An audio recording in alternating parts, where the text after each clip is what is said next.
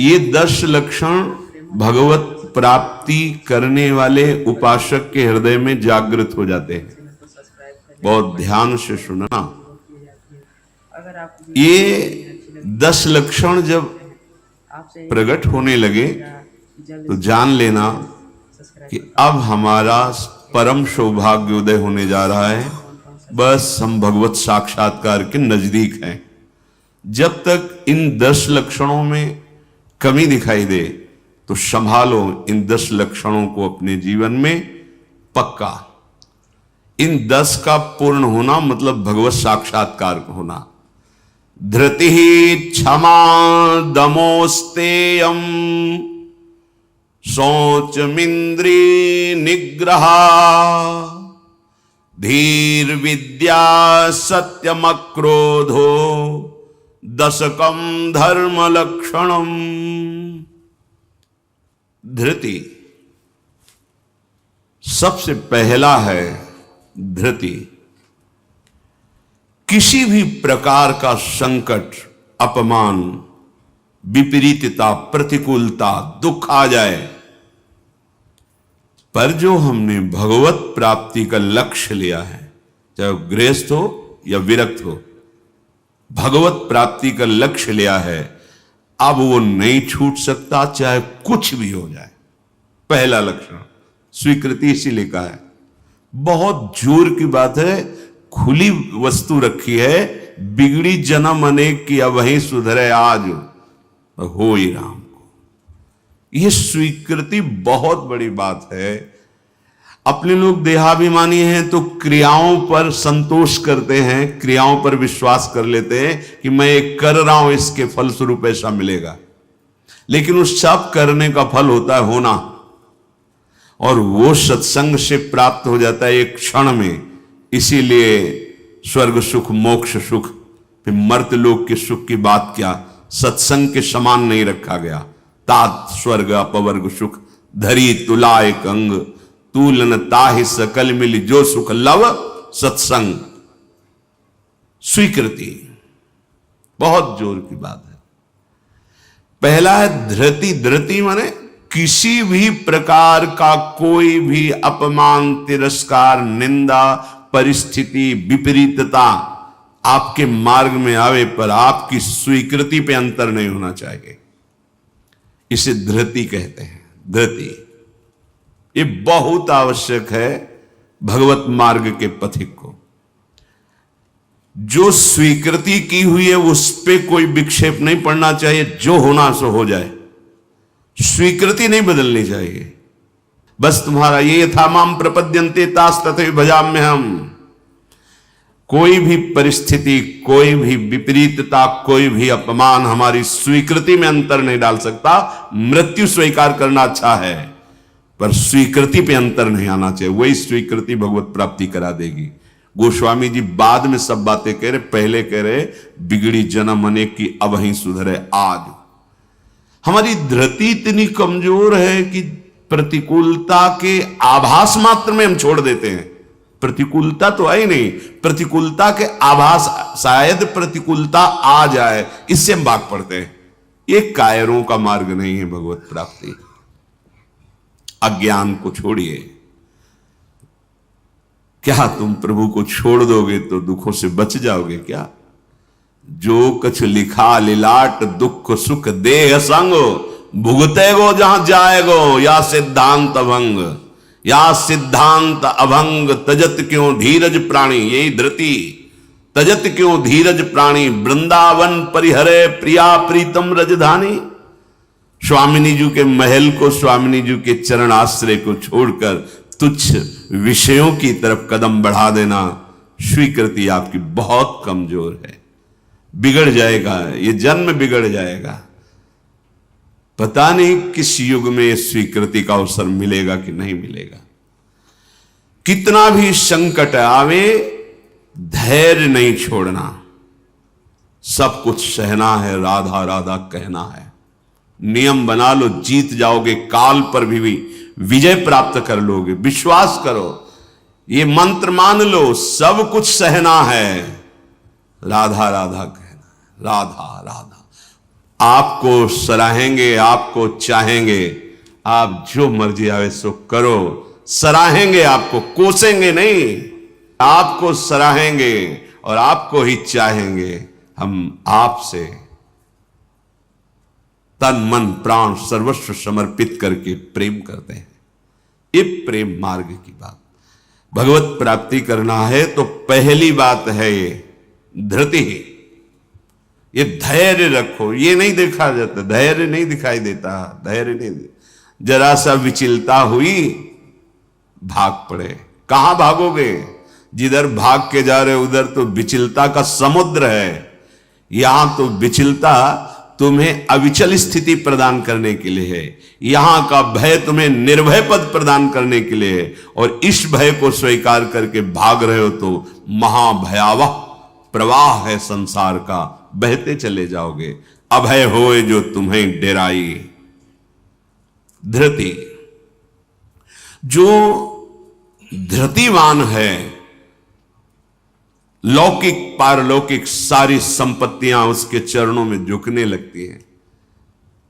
देख लो, शब्द पर ध्यान दो। जो धृतिवान है, धैर्यवान है, हर कष्ट सहता है, तो आगे जो मार्ग है बोले लौकिक और पारलौकिक सारी संपत्तियां उसके चरण चूमती हैं, क्योंकि वो धैर्यवान है। अगर धृति नहीं है तो परमार्थ का भेष भले हो, परमार्थ की स्थिति नहीं होगी। इसीलिए भगवान कपिल देव जी ने माता देवती जी से कहा, जो आसक्ति संसार के बंधन का कारण है, वही आसक्ति यदि महात्माओं के चरणों में हो जाए तो मोक्ष का खुला हुआ द्वार है। तो वो महात्मा कैसे होते? तो सबसे पहला शब्द था तितिक्षवः, मतलब महान सहनशील होते हैं संत जन। तितिक्षवः, यहां धृति, ऐसा धैर्य कि कोई भी विचलित ना कर सके।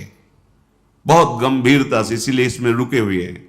बहुत गंभीरता से पहला लक्षण है भगवत प्राप्ति का। जिसके अंदर ये 10 लक्षण आ गए तो भगवान प्रकाशित हो जाते हैं हृदय में, क्योंकि वही परम धर्म का स्वरूप है। भागवत धर्म में चलने वाले या कोई भी धर्म स्वीकार करे तो धृति जरूर आनी चाहिए। अगर धृति नहीं, आप पातिव्रत धर्म, एक पत्नी व्रत धर्म, जो जहां जिस धर्म में, तो उसको धैर्य धारण करना पड़ेगा। बिना धृति के धर्म का पालन नहीं होता।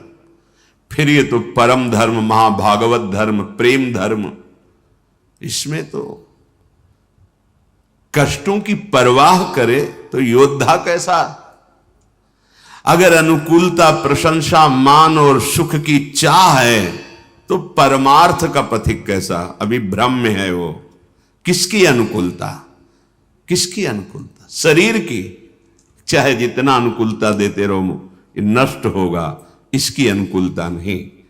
श्री कृष्ण अनुकूल लेन, श्री कृष्ण की अनुकूलता को देखो कि हमारे शरीर, मन, वाणी, चेष्टा प्रभु के अनुकूल हो। उसके लिए तुम धैर्यवान बनो। चाहे जितनी निंदा हो, अपमान हो, तिरस्कार हो, संकट आवे, विपत्ति आवे, परवाह नहीं। तो हर विपत्ति संपत्ति बन जाएगी। देख लेना, लिखा है कि जो धैर्यवान होकर परमार्थ में चलता है तो लौकिक और पारलौकिक सिद्धियां और सफलता उसके चरणों में आ जाती है। श्री राधा किंकरीणाम लुठति चरण यो रद्भुता सिद्ध कोटि, करोड़ों प्रकार के वैभव सिद्धियां उसके चरण दास्ता में आ जाती, हाथ जोड़े खड़ी रहती हैं जब सेवा की आज्ञा हो। दूसरी बात है, दूसरा लक्षण है क्षमा।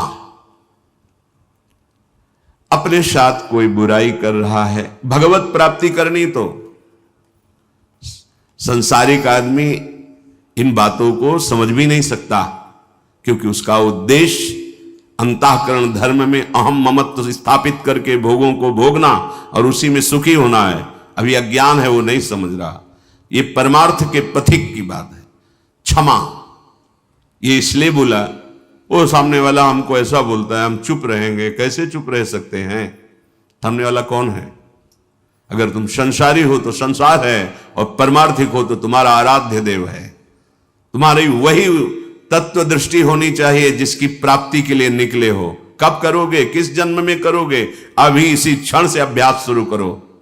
क्षमा, अपने साथ बुराई करने वाले को दंड देने या दिलाने की पूरी शक्ति होने पर भी, दंड देने या दिलाने की आज्ञा करते ही विध्वंस मच जाएगा, ऐसा होने पर भी ना तो शरीर से दंड दे, ना वचन से दंड दे, ना किसी से प्रेरित करके दंड। हम तो नहीं करेंगे, पर तुम देखो, तुम हमारे शिष्य हो, हम तो सह गए, तुम्हें नहीं सहना चाहिए, जाओ। तो बात एक ही हो गई, बात एक ही हो गई। आप उसको दंड देना चाहते तो आपके अंदर क्षमा बल नहीं है। करत जे अनशहन निंदक तिनहु पे अनुग्रह। ना इस लोक में तुम्हें दंड मिलेगा और ना परलोक में दंड मिलेगा। मेरे अपमान, मेरे निरादर, मेरी निंदा, मेरे तिरस्कार का तुम्हें कहीं दंड ना मिले। तुम्हारी बुद्धि शुद्ध हो, स्वस्थ रहो और भगवान प्रसन्न हो। ये है परमार्थ के पथिक का हृदय। विचार करो, जो अनशहन करके निंदा कर रहा है, अपमान कर रहा है, तिरस्कार कर रहा है, उसके लिए ठाकुर हरिदास जी के कोड़े पे कोड़े वो बरसा रहे निर्दयी और कह रहे हरि बोल कहता है। तब ऐसी पीड़ा में भी मुस्कुरा के कहते हैं भगवान बड़े कृपालु हैं, तुम्हारा मंगल करेंगे, क्योंकि तुमने भी कहा हरि बोल। तो ये 2 अक्षर हरि नाम तुम्हारी जिह्वा पे आया, अब मुझे विश्वास हो गया कि भगवान तुम्हारा मंगल कर देंगे। ये है महाभागवत की स्थिति। कितना भी अपमान, कितना भी क्लेश या निंदा करे, उसके लिए ना मन से अमंगल भाव हो, ना वचन से हो। देखो, पूरी शक्ति है, पर ऐसे ऐसे महापुरुष हुए हैं कि अगर वो संकल्प कर ले तो क्या ना हो जाए। इतना उनके पास भजन बल है, तप बल है। साधारण आदमी उनका अपमान करके पीट के चला जाता, वो बताते भी नहीं कि किसने पीटा है, कभी नहीं। वो कभी लौट कर भी नहीं देखते किसने ऐसा क्यों किया है। क्यों? क्योंकि अगाध बोध संपन्न महात्मा जैसे अपने हाथ से, अपनी दांत से अपनी जिह्वा, अपने द्वारा कोई चेष्टा जो अपने को पीड़ा पहुंचा दे, किसको दंड देंगे? ऐसे वो आत्मस्वरूप सर्वत्र अनुभव करते हैं। इसलिए राग द्वेष रहित महात्मा के हृदय में ये आता ही नहीं है कि इसको दंड दिया जाए। अपने साथ बुराई करने वाले को दंड देने दिलाने की पूरी शक्ति रहने पर भी उसको दंड देने या दिलाने की भावना मन में भी ना आए और उसके हर अपराध को सहकर यथोचित चेष्टा करे कि उसको सुख पहुंचे, उसे भगवत साक्षात्कार होता है, उसे क्षमा कहते हैं। श्रीपाद प्रबोधानंद जी ने कहा नीचापमानम शुद्धा। नीच शब्द इसलिए कि आप उससे महान हैं, आप उस पर शासन कर सकते हैं, आप उसको दंड दे सकते हैं, पर उसके द्वारा किए हुए अपमान को सह गए। कैसे? अमृत मान करके। अमृत, नीचा अपमान। जब कोई गाली दे, निंदा करे, अपमान करे, तब ये बात आवे भगवान इसका मंगल करे। ये भक्त हृदय होता है। अनुकूलता में तो सबको आशीर्वाद देने के लिए तैयार हो जाएगा। प्रतिकूल परिस्थिति में भगवत भाव युक्त हृदय होकर कोई अमंगल सोच भी उसके लिए ना करना, ये होता है। देखो, सर पे प्रहार किया नित्यानंद महाप्रभु के, जो जगाई मधाई के चरित्र में आता। महाप्रभु जब चैतन्य देव ये देखा तो सहन नहीं कर पाए कि ऐसे महाभागवत के प्रति ऐसा अपराध। क्रोधावेश लोग चरण पकड़ लिए नित्यानंद महाप्रभु ने कि चैतन्य महाप्रभु का प्रभु, ये आपकी विशेष कृपा के पात्र है। नाथ, आपका अवतार दंड देने के लिए नहीं हुआ, आप कृपा कीजिए। ये आप कह दो कि वो तो अवतारी पुरुष हैं, तो हम किनके बच्चे हैं? हम किस मार्ग में चल रहे हैं? हम उन्हीं के तो बच्चे हैं, उन्हीं की तो अंश हैं, उन्हीं की तो शरण में है। वही नाम जो बोल रहे हैं वही तो हमें दे रहे हैं, कोई दूसरा नाम थोड़ी दे रहे। वही कृष्ण नाम दे रहे हैं, वही राधा नाम दे रहे हैं, जिसमें ऐसी अपार सामर्थ्य है। वो तो स्वयं प्रभु हैं, पर हम कौन हैं? उन्हीं प्रभु के तो अंश हैं, उन्हीं प्रभु के बच्चे हैं, उन्हीं के चरण शरण में हैं, उन्हीं के वचनों के अनुसार चले तो वैसी ही कृपा का अनुभव होने लगेगा। क्षमा। पहला धृति, दूसरा क्षमा। तीसरा है दम। दम कहते हैं इंद्रियों को विषयों से हटाकर प्रभु में लगाना। ये भगवत प्राप्ति के लक्षण वाले महापुरुष का जो भाव है। दम, दमन करना। हमारी इंद्रियां बहिर्मुख होकर भोग भोगना चाहती हैं, इनका स्वभाव बन गया है। दुर्वासना मम सदा परिकर्षयन्ति। विषय इतने प्रबल हो रहे हैं कि इंद्रियों को अधीन कर लिए हैं। इंद्रियां इतनी प्रबल हो रही कि मंथन करने वाली प्रमथन स्वभाव वाली मन को अधीन कर लिया है। मन इतना प्रमथन स्वभाव वाला बुद्धि को अधीन कर लिया। अब बुद्धि विषय में सुख मान करके सब छूट दिए हैं, तो इंद्रियां मन विषयों में विचरण कर रहे हैं। जो भगवत प्राप्ति करने की लालसा वाला उपासक है, वो दम रूपी सद्गुण से युक्त होता है। दम अर्थात दमन करना, इंद्रियों का दमन करना थोड़ा कठिन है। कामा संजायते क्रोधा, क्रोधा स्मृति विभ्रमा। जब हमारी कामना बन जाती है कि ये मैं भोग भोगूं और उसमें बाधा पड़ती तो क्रोध आ जाता है। बस ये कामना संकल्प न बनने पावे तो बहुत जल्दी निवृत्त हो जाएंगे। संकल्प बनने का समय हम देते हैं। जब कोई भी इंद्री का विषय आकर्षित होता है तो मन उसको विस्तार से सुख का, भोगा हुआ सुख या सुना हुआ या दृश्य में आया हुआ भोगने की लालसा, और आप अपने भगवत विस्मरण कर दिए और उसमें तन्मय हुए, संकल्प बना, गड़बड़ हो गया। अब परमार्थ से भ्रष्ट कर देगा। आज नहीं तो कल, क्रिया बने ना बने, भ्रष्ट कर देगा। संकल्प ही न बनने पाए। संकल्प बनने की छूट कब देते हैं? जिस समय हम ये भूल जाते हैं कि हमारा लक्ष्य भगवत प्राप्ति है।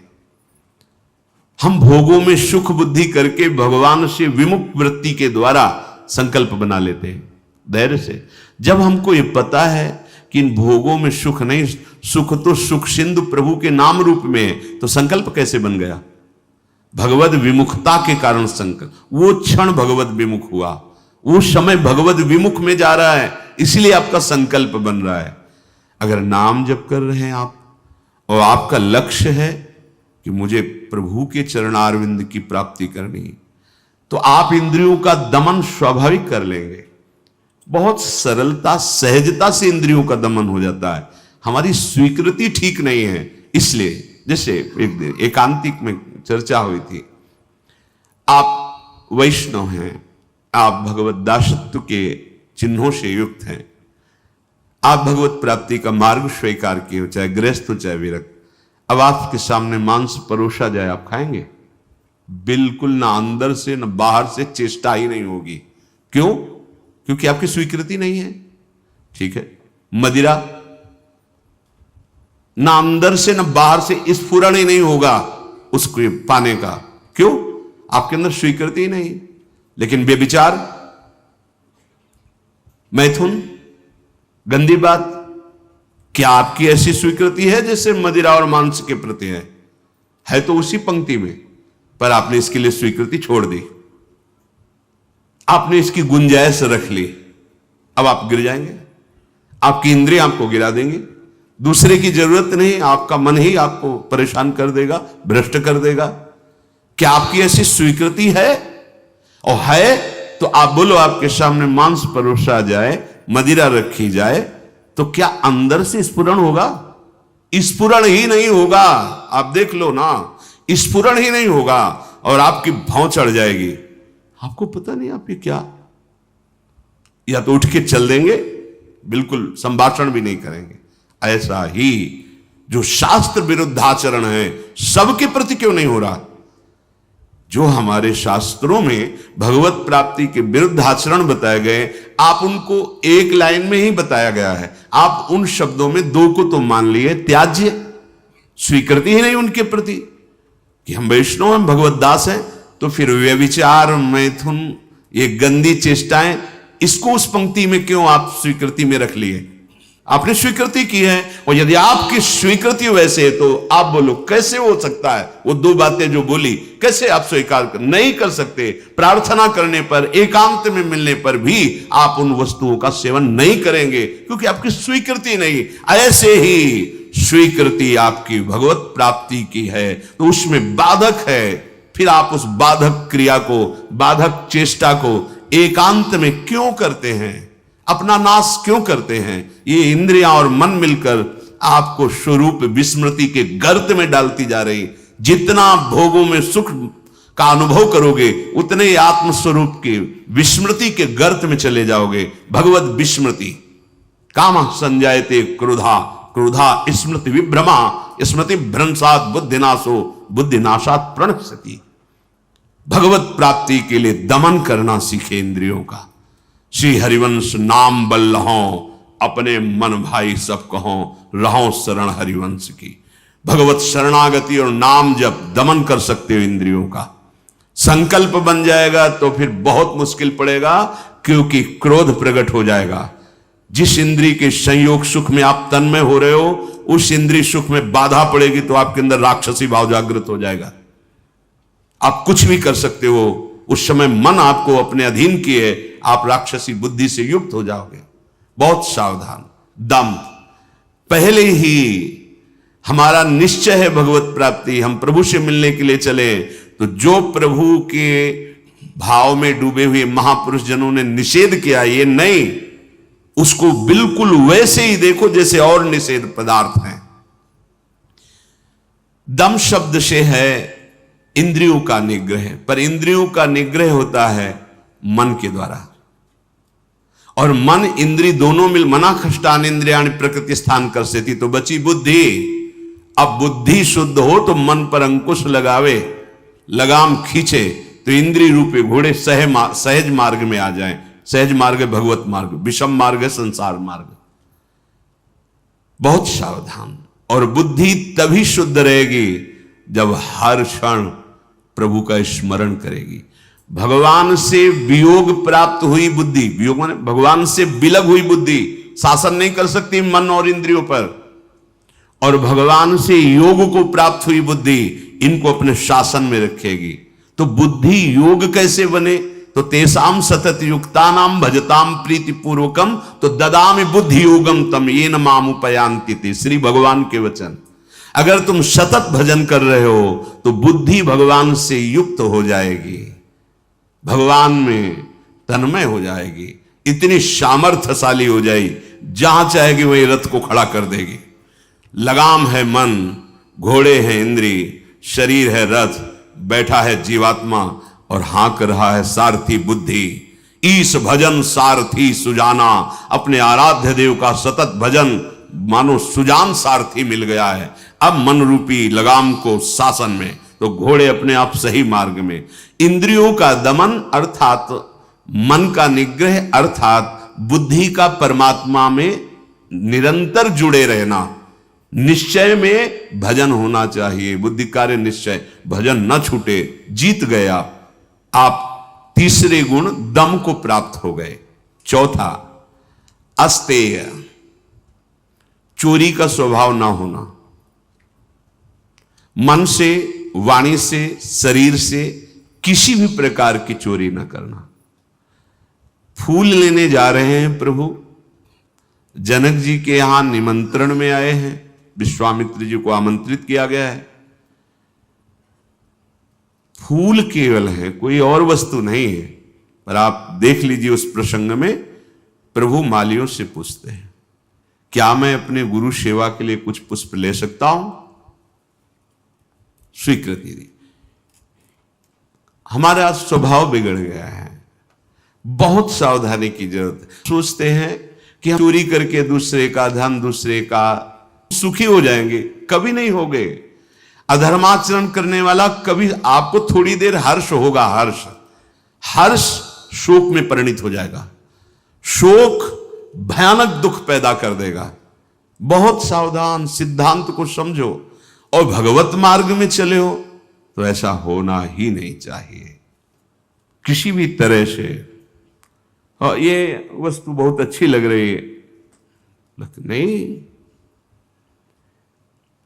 आज जो हमारी व्यवस्था कर रहा है कल व्यवस्था, हम व्यवस्था के लिए भगवत मार्ग में आए क्या?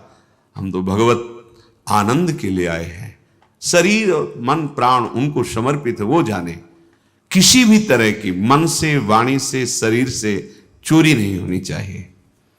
दूसरे की बात हम सुनी तो सुन करके उसे अनुभव उतारे, सुन के उसको दूसरों को बोलकर प्रभावित कर लेना, यह भी चोरी हो गई। महापुरुषों की बात, अमुक संत ने अमुक बात कही है, हम सब मिलकर उस पर चले भगवदानंद का अनुभव करने के लिए। अगर हम उस बात का केवल प्रयोग करते हैं दूसरे को प्रभावित करने के लिए और वासनाओं की पूर्ति के लिए, यह भी चोरी है। वो बात हमारे अंतःकरण को भगवदाकार करने के लिए है। सत्संग में उस बात को इसलिए कहते हैं कि वो बात हम सब धारण करें और भगवदानंद को प्राप्त हो। किसी भी तरह का मन में या तन में या वचन में ये छुपाव भाव, ये चोरी भाव, हम चाहते कुछ हैं और वाणी से कुछ बोल रहे हैं, वो ठीक नहीं है। अस्तेय, बिल्कुल छुपाव का भाव, चोरी का भाव नहीं होना चाहिए, न मन से, न वाणी से, न शरीर। भगवत प्राप्ति करने वाला उपासक जो मन में होता वही वाणी में होता, वही चेष्टा में होता है, तीनों में एक होगा। और जो विषयी जीव होता है उसके मन में कुछ और होता है, वाणी से कुछ और बोलता है, चेष्टाएं कुछ अलग दिखती है, ये ठीक नहीं है। जो मन में एक, वचन में एक, आचरण में वही, तीनों का मिलान कर लो, वही होता है अस्तेय। पहला था धृति, दूसरा क्षमा, तीसरा दम, चौथा अस्तेय, पांचवा है शौच। शौच कहते हैं पवित्रता को। उपासक को बाहर और भीतर दोनों से पवित्र होना चाहिए। अब सुंदरता बढ़ रही है लेप आदि से, वैसे पवित्रता नष्ट हो रही है, पवित्रता नहीं मिलेगी।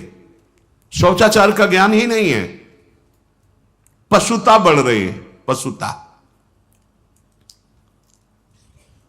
वही जूते पहन करके लघुशंका गए हैं, अवसर लगा तो उसी में शौच हुआ है, और वही जूते पहन करके भोजन पा रहे हैं, तो बुद्धि क्या हुई?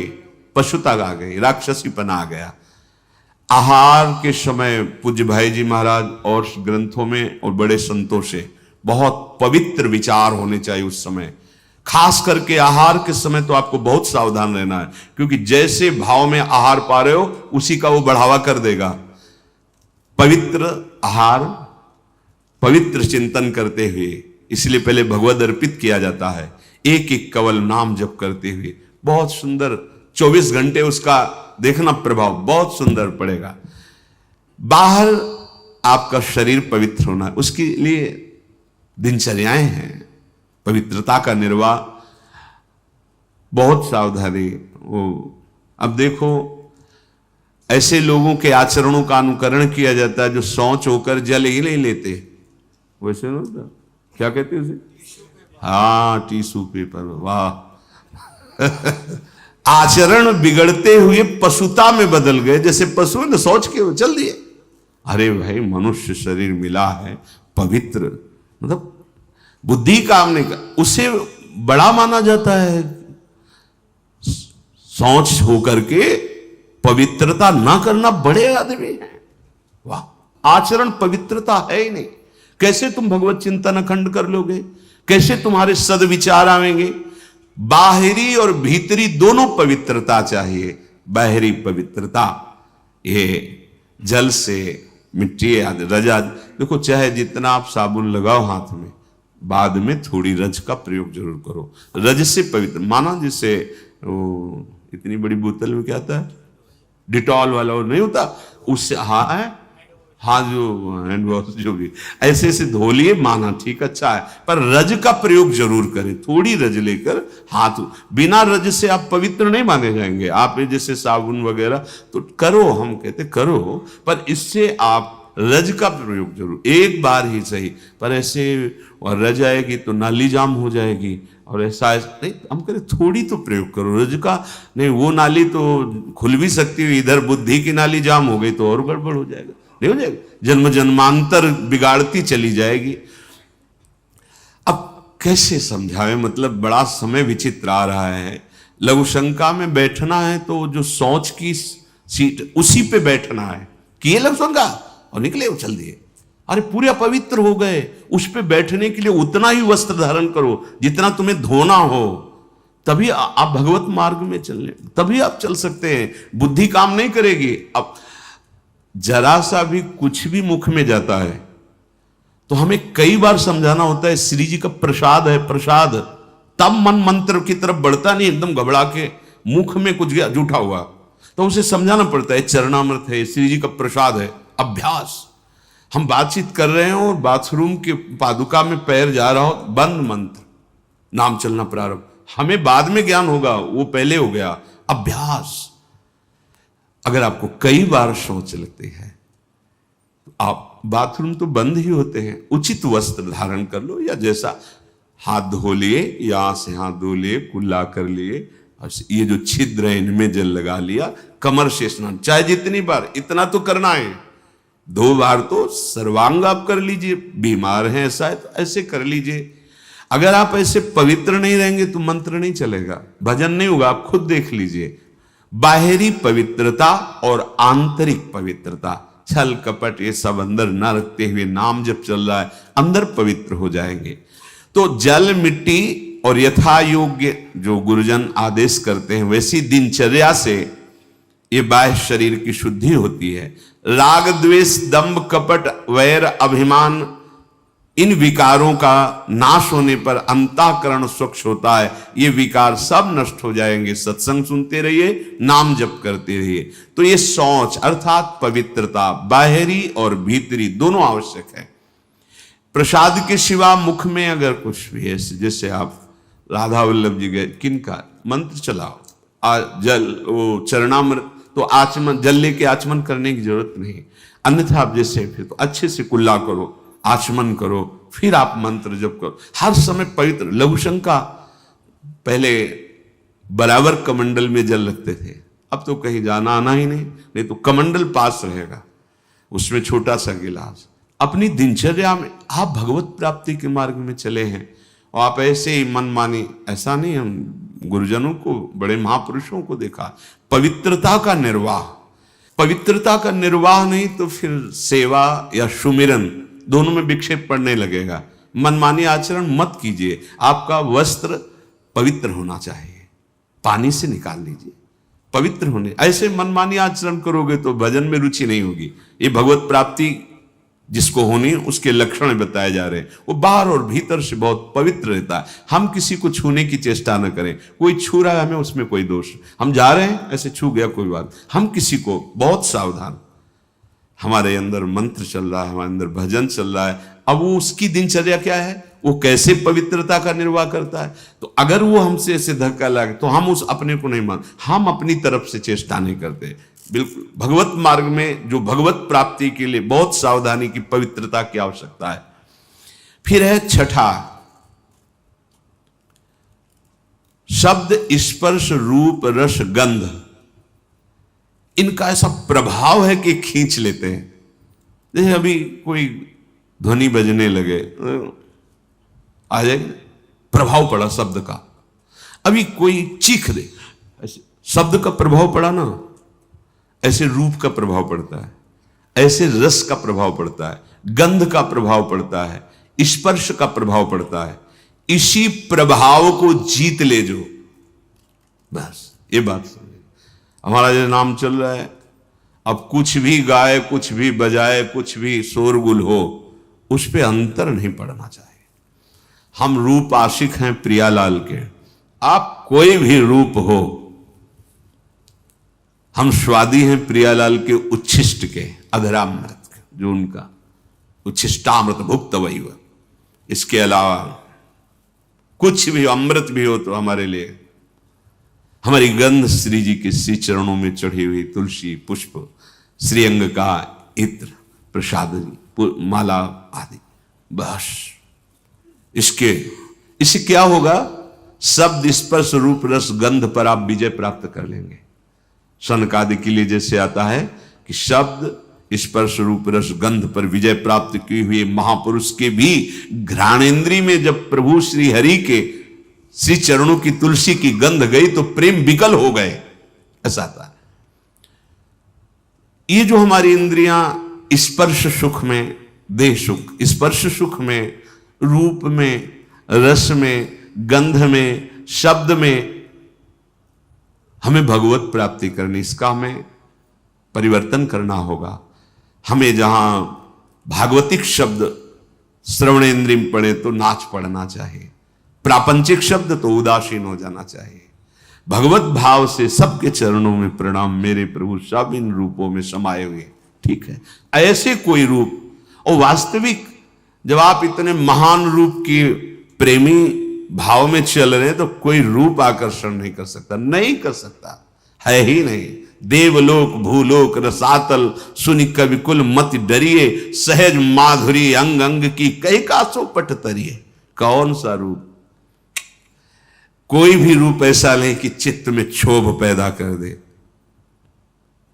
कई बार विनोद में कहा है कि जैसे मकान में आग लग जाए तो कैसा दिखाई देता है, ऐसे ही जो रूप आशिक प्रभु के होते हैं, कहीं भी कोई भी रूप बहुत सुंदर वो नहीं। जितना सौंदर्य यहां से ब्रह्मलोक तक है, हमारे प्रभु के सौंदर्य सिंधु के बिंदु के एक सीकर से है। कोटि काम मूर्छित हो जाए ऐसे तो लालजू महाराज हैं। एक काम पूरे त्रिभुवन में तांडव मचाए हुए है। करोड़ काम जिनकी मंद मुस्कान से मूर्छित हो जाए, वैसी जो लालजू की रूप लावण्य महिमा है, वो लालजू हमारी लाडली जो निर्तन भ्रकुटी, बदन अंबुज मृदु, सरस हास, मधु बोलन तो अति आसक्त लाल। अब ऐसे रूप के आशिक, ऐसे रूप की चाह करने वाले किसी रूप में वो प्रभावित हो जाएंगे। ये जो छठवां है इंद्रिय निग्रह, अर्थात शब्द स्पर्श रूप रस गंध, ये जो इंद्रिय के ज्ञानेन्द्रिय के 5 विषय हैं, इन किसी विषयों को भी भगवद विमुख होकर स्वीकार न करें। प्रभु से अर्पित है, जैसे विशेष विशेष गंध हैं, पर अगर प्रभु को अर्पित नहीं तो हमारी घ्राणेन्द्रिय उसे वो आ रही पर उसका महत्व नहीं है। और प्रभु में अर्पित है, हमारी प्रियाजू के श्री चरणों में चढ़ा हुआ है, ये पुष्प है, ये इत्र है, ये माला उनके श्रेयंग, अहो भाग्य, बार बार वो जीत जाएगा। फिर उसके घ्राणेन्द्रिय को कोई लुभायमान नहीं कर सकता। श्रवणेन्द्रिय यदि प्रभु के जस को सुनने के लिए बावरों सो रस में फिरे, खोजत नेह की बात, तो विश्व का कोई भी शब्द उसे आकर्षित नहीं कर पाएगा। और रसेंद्रिय यदि प्रभु का केवल उच्छिष्ट भोगती है, वाकेंद्रिय केवल प्रभु के जस में है, आप जीत गए शब्द स्पर्श रूप रस गंध। बहुत सुंदर बात है, हम यहीं फंस जाते हैं। देखो, एकांत में आप कौन सा शब्द सुनते हैं? बिल्कुल खुली बात है, सभा में तो हम गान कर रहे हैं, लेकिन एकांत में कौन शब्द आपको प्रिय है? अगर एकांत में आपको नाटक, नौटंकी, नाना प्रकार के प्रापंचिक विषय सुनने और देखने में रुचि है, तो अभी आप इंद्रिय निग्रह नहीं कर पा रहे हैं।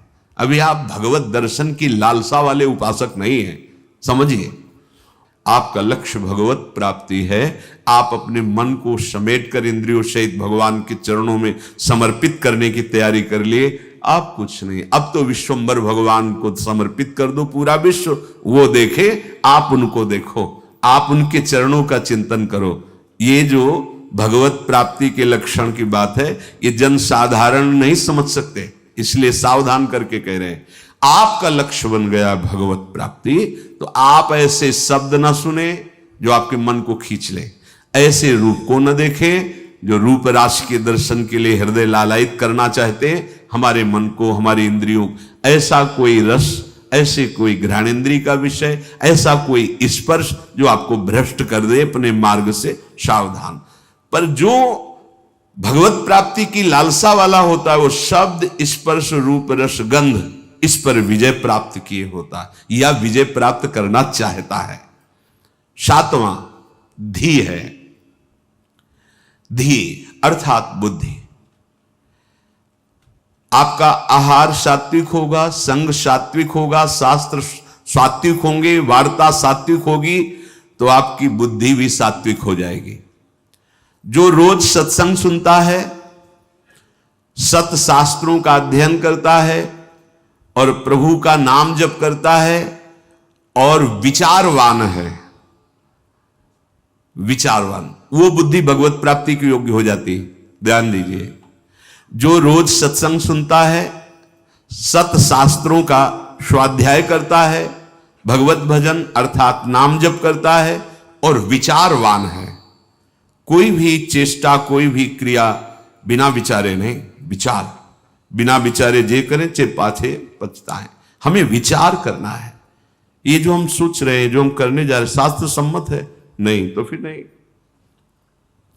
जिसमें निरंतर प्रभु में मन लगाने के सहयोग हो, ऐसा बुद्धि निश्चय करने वाली, वो भगवत प्राप्ति की योग्य हो जाती है। हमें वही सुनना है, वही देखना है, वही बोलना है, वही चेष्टा करनी, जिससे हमारा भजन बढ़े, भजन सुरक्षित रहे, भजन पच जाए। ये सारा क्षेत्र बुद्धि का है। बुद्धि में विवेक है, वो बढ़ाएगी भजन, बचाएगी और पचा लेगी।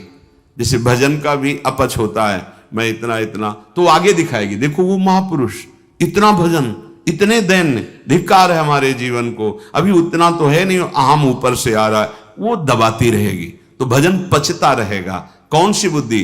जो रोज सत्संग सुनती है, शास्त्र स्वाध्याय, नाम जप और विचारवान है, ऐसी बुद्धि भगवत प्राप्ति की योग्य हो, अर्थात निश्चय। अगर बुद्धि विषयों में लगी हुई है, धन संपत्ति मान को श्रेष्ठ मानती है, तो ये निश्चय ही नहीं कर पाएगी कि परमात्मा प्राप्ति करना है। भोगेश्वर प्रसक्ता नाम तया प्रहत चेतसाम व्यवसायत्मिका बुद्धि समाधौ न विधीयते। आठवां है विद्या। जैसे प्रश्न आता है कि जब भजन मार्ग में चलना है तो पढ़ना लिखना सब व्यर्थ ही है, क्यों पढ़े लिखे? क्योंकि आजकल ऐसी विद्या पढ़ाई जाती है, ऐसी पढ़ाई जाती है। हम उस विषय पे नहीं जाते, हम ये जाते हैं कि यदि आपको अक्षर मात्रा इनका सब ज्ञान नहीं है, तो आपको हो सकता है कि सत्संग सबके सौभाग्य में तो नहीं है ना, तो आप ऐसे गीता पुरुष या बहुत जगह से महापुरुषों की वाणियां हैं, अगर आपको अक्षर मात्रा का ज्ञान नहीं तो आप कैसे पढ़ पाएंगे?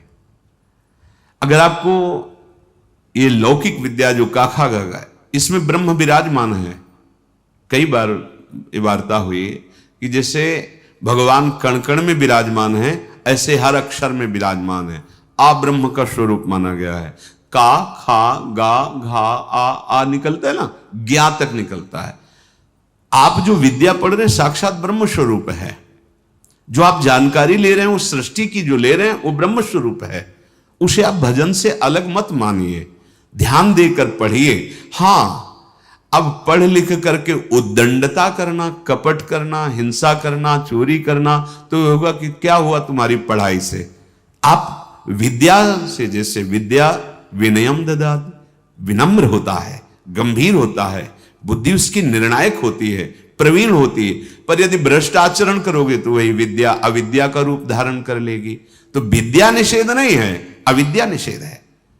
आप खूब अच्छे से पढ़िए, आप खूब पदाधिकारी बनिए, समाज की सेवा करिए, आप जानकारी लीजिए। ये जगत भगवत स्वरूप है। अगर आप अभी से प्रमाद कर लिए तो भजन में स्थिति है नहीं। हम देखते हैं जो बच्चे पढ़े लिखे हैं ना, तो एक बार समझा दो तो कदम सोच समझ के रखते हैं। हाँ, हम ये कहते हैं यदि ऐसी रति है कि राधा राधा राधा राधा राधा सत्संग और नाम जप करते हुए आप तो सच्ची मानिए सब शास्त्रों का ज्ञान अपने आप हो जाएगा। पर ऐसा बहुत ही कठिन है, कोई बिरला ऐसा जो ऐसे चल पाए, नहीं तो इसलिए पढ़ना आवश्यक है। विद्या, जब आपके अंदर अक्षर मात्राओं का ज्ञान होता है, उसमें विषय भी रखे जाते हैं। आप संस्कृत पढ़ सकते हैं, आप ये पढ़ सकते हैं, आप ये अलग अलग विषय रखे जाते हैं। जैसे अपने जब पढ़ रहे थे तो एक विज्ञान का विषय था और एक आर्ट का विषय था, कॉमर्स का विषय था, नहीं, अलग अलग कि आप संस्कृत ले सकते हो, आप अंग्रेजी ले, ऐसे कई विद्या। अगर हमको अक्षर मात्रा और ठीक ज्ञान है तो हम वेद का स्वाध्याय कर सकते हैं, आगे हम संस्कृत पढ़ें, हम अपने शास्त्रों को पढ़ सकते हैं। अब ऐसा क्या कि शास्त्र तो आते नहीं, भजन में रुचि नहीं, तो आपके अंदर ज्ञान स्फुरित कैसे होगा? हम उन महात्माओं को देखकर बोला कि का नहीं पढ़े लेकिन एक क्षण भी नहीं नाम छोड़ रहे, तो सारा ज्ञान जागृत हो गया उनको। यही अपने वृंदावन में पूज्य मथुरा दास जी थे, वो खुद कहते थे, ए जी हमने कभी स्कूल का मुंह नहीं देखा, अर्थात कभी स्कूल नहीं गए। ओ 50-50 श्लोक महाभारत के एक साथ बोलते चले जा रहे हैं और फिर नंबर बाय नंबर उसका अर्थ बताते चले जा रहे हैं। ये सब क्या हो रहा है? बड़ा विचित्र है। जब हमारा चित्त प्रभु में जुड़ जाता है तो प्रभु पूर्ण है, तो कोई भी ऐसा ज्ञान नहीं जो उसके अंदर, पर अभी खेलने कूदने की अवस्था में प्रमाद स्थिति के कारण वो आड़ लेते हैं कि हम भजन करेंगे और विद्या नहीं पढ़ते, इसलिए पढ़ना चाहिए। पढ़ो, अब हमारी समझ में आया है कि पढ़ो, अपने को पहले दिनचर्या में लाओ, माता पिता के अधीन रहो, शास्त्र की बातें समझने के लिए विद्या का अध्ययन करो, कोई पद मिलता है तो समाज सेवी बनो, अधर्म का त्याग करते हुए धर्म पे चलने वाला महात्मा ही माना जाता है, चाहे वो गृहस्थ में हो चाहे विरक्त में हो। इसलिए विद्या ही अध्यात्म विद्या की तरफ ले जाती है। आप पढ़े लिखे हो, हमारी बात समझ रहे हो? नहीं, समझ नहीं पाओगे। अब पढ़े ही नहीं तो निवृत्ति का अर्थ क्या समझ पाओगे? पढ़े ही नहीं तो प्रवृत्ति का अर्थ क्या समझ पाओगे? उनकी बात जाने दो जिनको लोक परलोक से कोई मतलब नहीं है, बस शुरू है भगवान नाम निरंतर, वो सिद्ध महापुरुष। अब कहां वृत्ति है? स्कूल जाने की रुचि नहीं, विद्या पढ़ने की रुचि नहीं, मोबाइल के पूरे इंजीनियर हैं छोटे छोटे बच्चे। हाँ, मतलब अभी इतने बड़े हैं, वो क्या सर्च करना है आपको बोल दो, बस बोलिए, आप वो सर्च किए बैठे।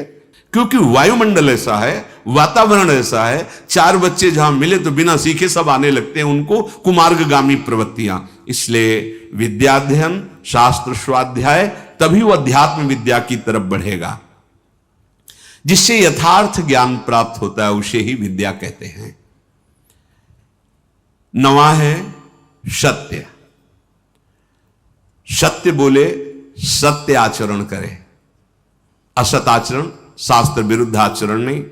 असत वार्ता, सत्य क्या है? भगवान है, सत्य नारायण है, सत्य श्री कृष्ण है। भगवत भाव से चर्चा करना, भगवत भाव से व्यवहार करना, ये सत्य आचरण होता है, ये सत्य वार्ता होती है। जैसा अंतःकरण और इंद्रियों में आपने निश्चय किया है वैसा ही बोलिए, उसमें छल कपट करके बनावटी शब्द दंभ वाले नहीं होने चाहिए, ये ध्यान में रखना चाहिए। यहाँ तक वीडियो देखने के लिए आपका बहुत बहुत धन्यवाद। प्रेमानंद जी के अगर सच्चे भक्त हैं तो इस चैनल को सब्सक्राइब जरूर करें। इस तरह के वीडियो देखने के लिए हमारे चैनल को सब्सक्राइब कर लें। यहाँ पर डेली इसी तरह की वीडियो अपलोड की जाती है। अगर आपको वीडियो देखने में अच्छी लगती है तो इस चैनल पर जुड़े रहें। आपसे ये निवेदन है कि मेरा जल्द से जल्द 1000 सब्सक्राइबर कंप्लीट करा दें, यही आपसे विनती है। देखते हैं आज कौन कौन सब्सक्राइब करता है। धन्यवाद।